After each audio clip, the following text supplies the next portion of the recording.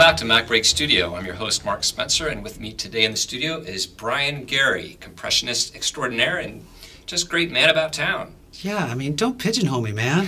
Let me get out from underneath the shackles of encoding. You're more than a compressionist. That's right. I'm an artist. I left my beret back at home. So, Mr. Artist. Yes, yeah. In fact, the irony is I'm actually showing something that's not very artistic, but cool nonetheless. Okay, let's see. There's many different options now for, however you want to call it, remote desktop. Apple has Apple Remote Desktop. Microsoft has Remote Desktop Client.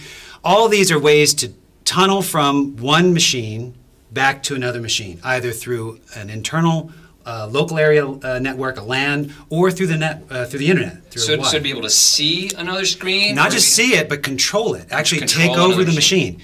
Now, there's several options out there. There are several different companies that make software both for the computer and also for iPads, iPhones, which we'll get to this in a second.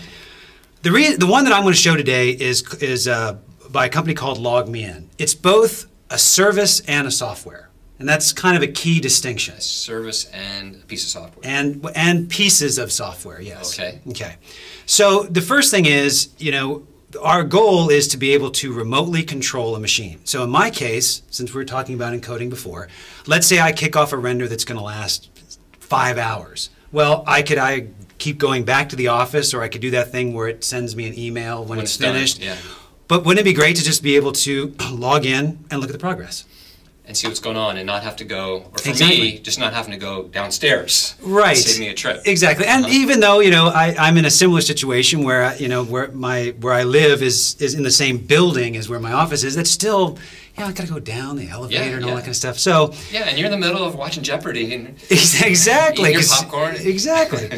So I wanted an experience that was the easiest to set up, because we'll get into some of the other options. But for example, LogMeIn is you go to their website and you log in, you create an account and you log in. And so is it a web-based application? It is, and it's also iPad-based and iPhone-based too, which we'll get to that in a second. Okay. So once I log in, you can see I have these computers set up. Now, what does that mean by set up? If you go up here in my toolbar up top, you'll see that I actually have the LogMeIn software that you download onto your computer open and running. It's just something that runs in the background, which basically broadcasts not only this computer, but as you can see here, every single computer. Okay, so you've got a little small application running on every computer that you want to be able to access. That signals to my account, either online or my software that's on my iPad or iPhone, that these are computers that are on and available. So you download that software installed on your Macs, on your iPads, on your iPhones, PCs as well? PCs, doesn't matter. PCs work. And if you notice here, I also have Wendy's. Wendy was a guest here before.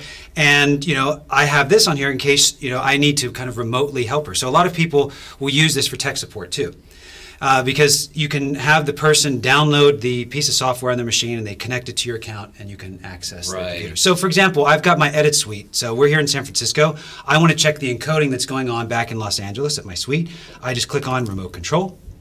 Now, do you really have some encoding going on back in your suite in Los Angeles right now? So then I log in. Now this is interesting. This is my login. So I've created a login into LogMeIn, which is my account there. Right. This is my login into my machine. To that specific machine. Exactly. Okay. So type in my password, and so we log in here. Yeah, it was. Yes, actually it was password. You couldn't tell.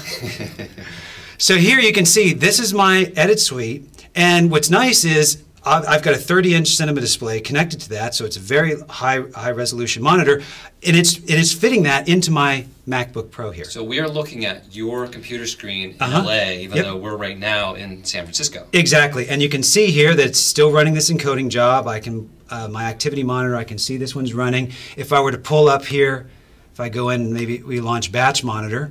Now you can do everything that you can do locally? Exactly. Do all your keyboard shortcuts and stuff work? Command and control and option keys, that kind of stuff? Yes, with some caveats here and there. Okay. Meaning that some of them do work well.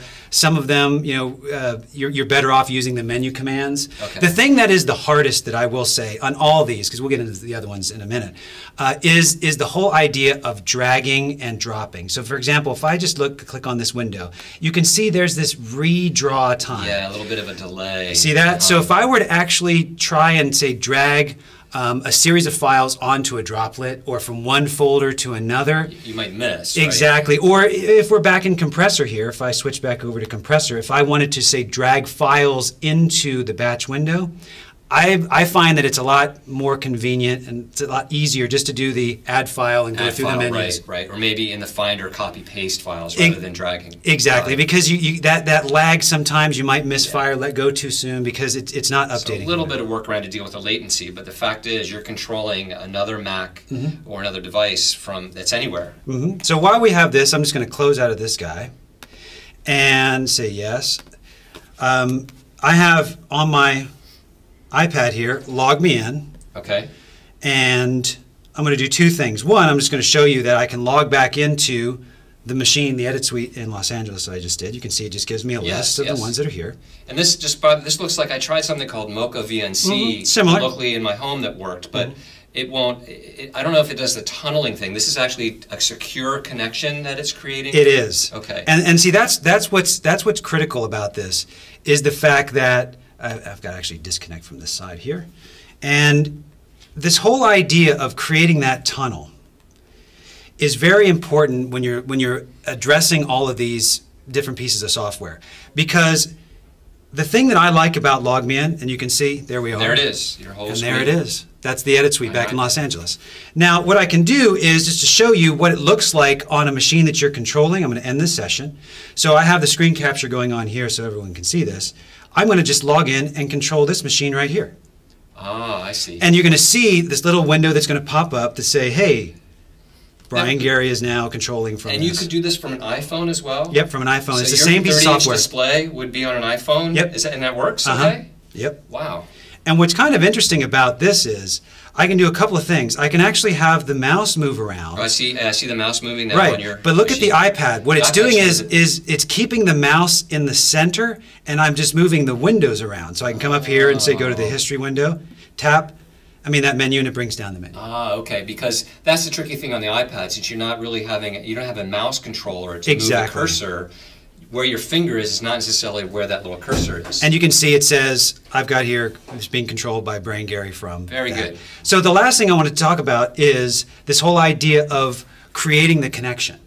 These other pieces of software, and why I like LogMeIn, is the other software requires you to create that VNC server on all these different machines. Right. Now, if you have technical skills and acumen, Godspeed, go for it.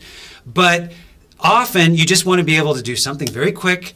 And what I like about LogMeIn is they have the free version, which you can then download to your machines, and it gives you the ability to control, or you can pay a yearly subscription per machine to give you the access to actually drag and drop and copy from the machine onto the machine that you're controlling, print from one machine to another. It gives you some more robust features. For the most part, just being able to control a machine, I use the free one. So everything we've seen right here is the free This is all free, except on the iPad, it is a $29 application on the iPad, but that's if you have it. If you want it on your phone, is it but it's the same piece of software, so it's a universal. So it'll you buy it once and it installs on both. So $29, you've got access to all of your devices: desktop, laptop, iPad, iPhone. But that $29 only if you're buying the software for your digital devices. If you just want to access through the web, it's free. Fantastic. Yeah. So where can we learn more about the things that you do? You can learn more about LogMeIn by going to their website, logmein.com. Okay. And in terms of the compressor and Final Cut training and everything, rippletraining.com is where you can find training from me personally. Great. Yep. Thanks, Brian. Thank you. And thank you for watching MacBreak Studio.